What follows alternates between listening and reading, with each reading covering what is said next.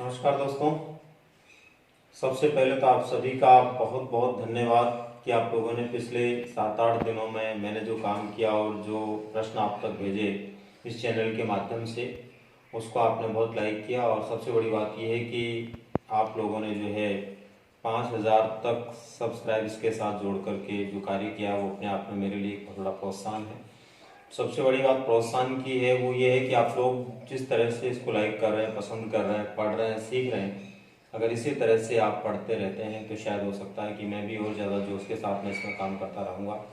और सबसे बड़ी बात यह है कि मेरा इस चैनल के पीछे जो सबसे बड़ा उद्देश्य है वो ये, लॉकडाउन के समय आप लोगों की पढ़ाई बाधित नहीं हो और ज़्यादा से ज़्यादा आप लोग जो है सीखें, ज़्यादा से ज़्यादा मुझसे जुड़ें। और दोस्तों, एक नया जज्बा जो मुझ में है वो इस बार है कि रीट भर्ती परीक्षा में जहां जितने टोटल विद्यार्थी मेरे से जुड़ते हैं, सिंगल विद्यार्थी ऐसा नहीं बचे जिसका कि मनोविज्ञान और मैथड्स की वजह से चयन नहीं हो। यानी इन दोनों विषयों के अंदर उसमें कोई कमी नहीं रहे, इसका पूरा पूरा प्रयास मैं कर रहा हूँ और करता रहूँगा। बस आप देखते जाइए, नोट्स बनाते जाइए, नियमित रूप से उनको तैयार करते जाइए। और सबसे बड़ी बात ये कि अपने दोस्तों को भी इसका फायदा मिले तो उनके साथ में आप इसको शेयर करते जाइए। इसी आशा और उम्मीद के साथ में आज शुरुआत करते हैं फिर आगे की बिंदु को लेकर के। हम दोस्तों, कल हम बात कर रहे थे बाल विकास में जीन पियाजे के सिद्धांत से जुड़े हुए कुछ महत्वपूर्ण प्रश्नों को लेकर के, और आज हम बात करने वाले कोहलबर्ग के सिद्धांत को लेकर के कुछ प्रश्नों के माध्यम से। दोस्तों, कोहलबर्ग ने नैतिक विकास का सिद्धांत दिया था और आज लगभग सारे के सारे प्रश्न नैतिक विकास के सिद्धांत पर या नैतिक विकास किस प्रकार से बालक में होता है और विशेषकर कोहलबर्ग ने उसको लेकर के क्या विचार दिए उससे जुड़े हुए प्रश्न हैं। और अक्सर ये प्रश्न या यहाँ से प्रश्न परीक्षा में आते रहते हैं, फिर आने की संभावना, कैसे कैसे प्रश्न आ सकते हैं, वो सारा इसमें मैंने समावेश करने का प्रयास किया है।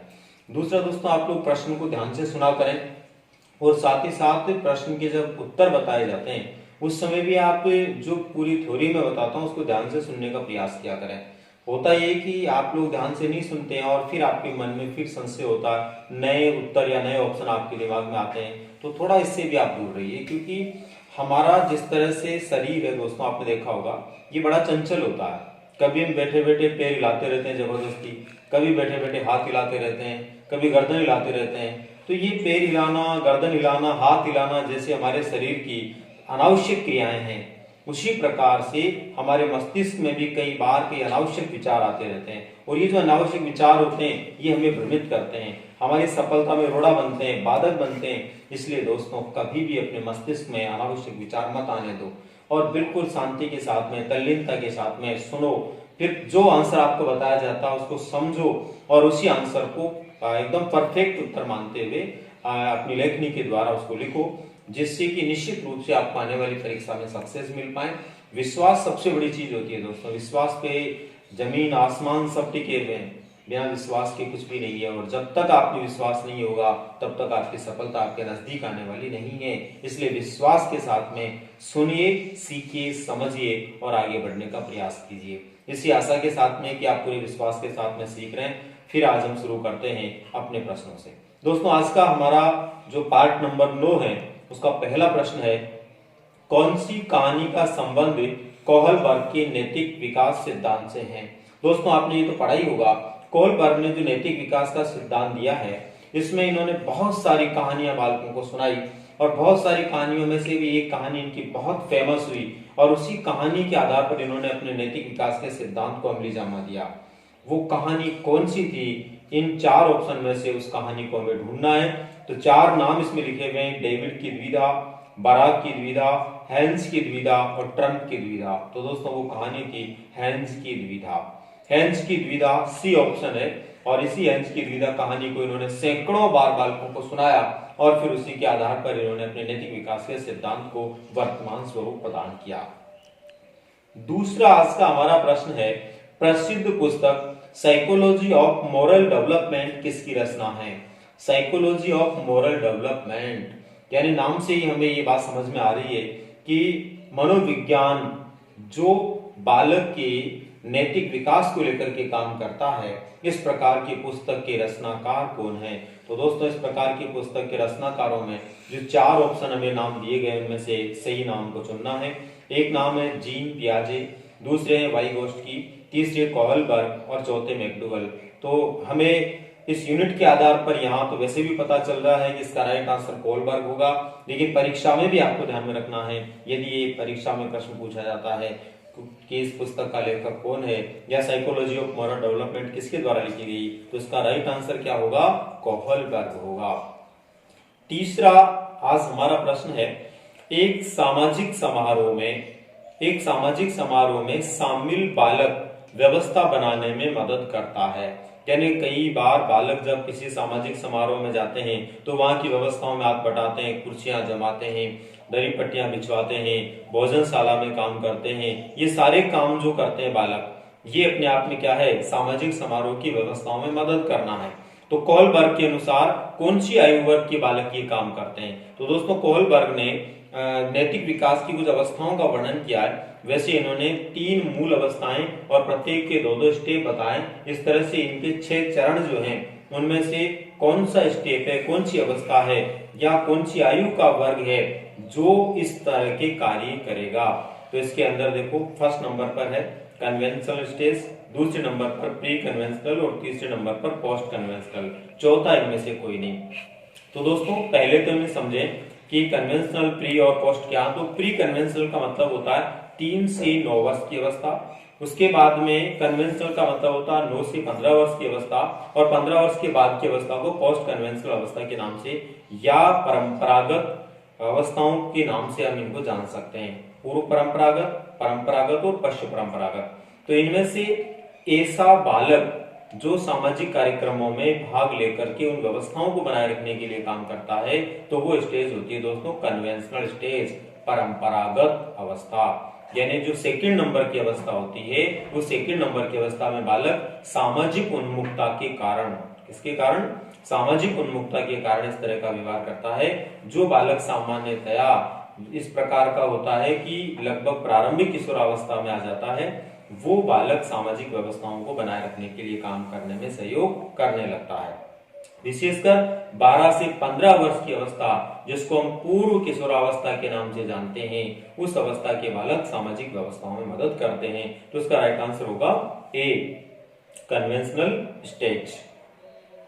चौथा आज का हमारा प्रश्न है दोस्तों, कोहलबर्ग का नैतिक विकास से संबंधित वर्तमान सिद्धांत कब आया? तो दोस्तों कोहलबर्ग ने सबसे पहले अपना सिद्धांत जो दिया था, जैसा कि आपको विदित होगा, 1969 में दिया था।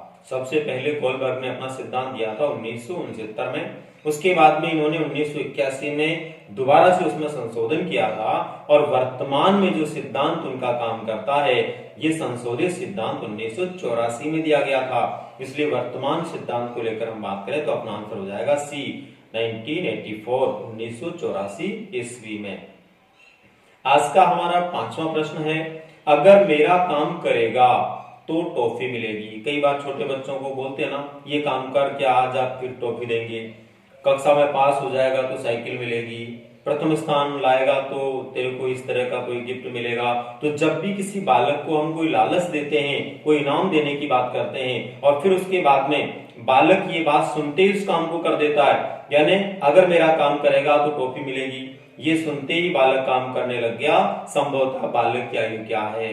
तो नैतिक विकास के आधार पर या नैतिक विकास के सिद्धांत के आधार पर, या यूं कहें कोहलबर्ग के सिद्धांत के आधार पर दोस्तों, ये कौन सी अवस्था होती है? तो ये अवस्था होती है प्री कन्वेंशनल जो अवस्था होती है, उसके 2 चरण होते हैं, 3 से 6 वर्ष और 6 से 9 वर्ष। तो 3 से 6 वर्ष के लिए तो कोहलबर्ग ने बताया कि ये वो समय होता है जब बालक दंड के भय से आज्ञा का पालन करता है। जैसे बालक पहली क्लास में पढ़ने जाता है और टीचर बोलते हैं कि मम्मी पापा को प्रणाम करके नहीं आओगे तो दंडित कर दिया जाएगा, तो वो उस दंड के भय से प्रणाम करता है। लेकिन 6 से 9 वर्ष का बालक लालच में आकर के साधनात्मक उन्मुखता के कारण किसी इनाम या उपहार की दृष्टि से उसको प्राप्त करने की उन्मुखता के दृष्टिकोण से कार्य करता है। इसलिए यहाँ इसका राइट आंसर हो जाएगा बी, 6 से 9 वर्ष, यानी साधनात्मक अनुबंध की उन्मुखता की अवस्था होती है, जो कोहलबर्ग के अनुसार 6 से 9 वर्ष की होती है। तो राइट आंसर क्या होगा? सेकंड। अपना आज का छठा प्रश्न दोस्तों, मैं वही करूंगा जो समाज को पसंद हो। यानी कई बार कई लोग कहते हैं ना, घर वाले कुछ भी कहें, दूसरे कुछ भी कहें, वो एक ही बात कहता है कि मैं वही करूंगा जो सबको पसंद हो, समाज को पसंद हो, सबको अच्छा लगे, ये व्यवहार कोहलबर्ग के अनुसार होगा। तो कौन सी उन्मुखता के कारण ये व्यवहार होता है दोस्तों?